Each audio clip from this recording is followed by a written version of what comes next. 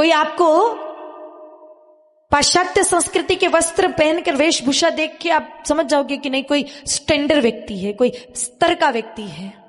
कोई धोती वाला आपको दिख जाएगा तो आपको लगेगा कि कोई ऐसे अनपढ़ गवार होगा, क्योंकि आपकी बच्चों की पढ़ाई ही ये हो रही है। उनका ब्रेन वॉश किया जा रहा है, उनके दिमाग को अच्छे से इस बात के लिए तैयार किया जा रहा है।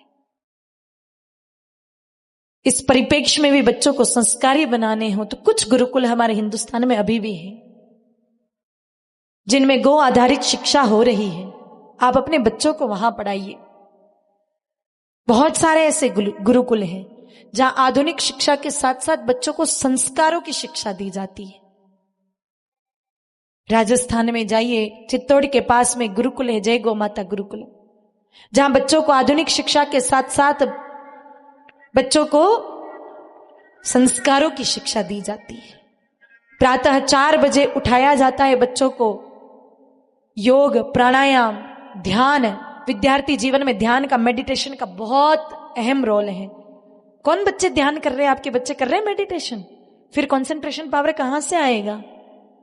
सुबह उठकर ध्यान करवाया जाता है, शारीरिक बल के लिए मलखंब करवाया जाता है, कुश्ती करवाई जाती है। भारतीय मेरे भाई बहनों पहले खेल हुआ करते थे, ये विधाई हुआ करती थी, मलखंब, कुश्ती। इससे मानसिक विकास तो होता था, शारीरिक विकास भी हुआ करता था।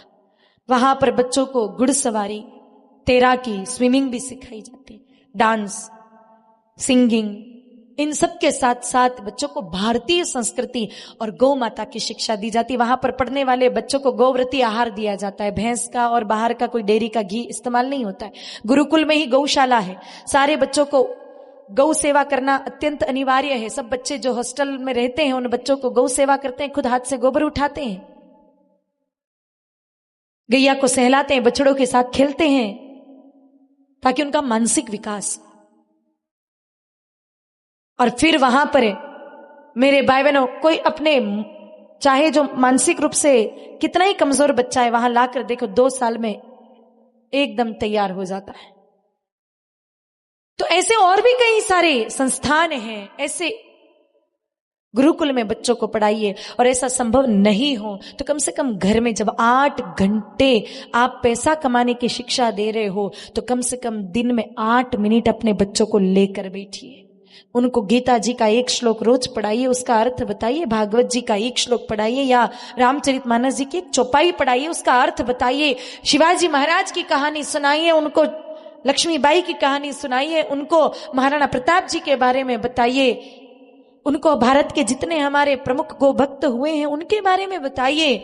घर में जब ये सब बताएंगे तभी मेरे भाई बहनों संस्कार से हमारे भाई, हमारे छोटे बच्चे पोषित हो पाएंगे। और संस्कार के बिना इंसान का जीवन पशु के समान है। कोई व्यक्ति कितना ही बड़ा व्यापार खड़ा कर ले लेकिन संस्कार नहीं है, बोलो कोई काम का है वो व्यापार? कोई काम का है वो पैसा? नहीं। संस्कार तब मिलेंगे जब अपने बच्चों को हम गौ सेवा से जोड़ें।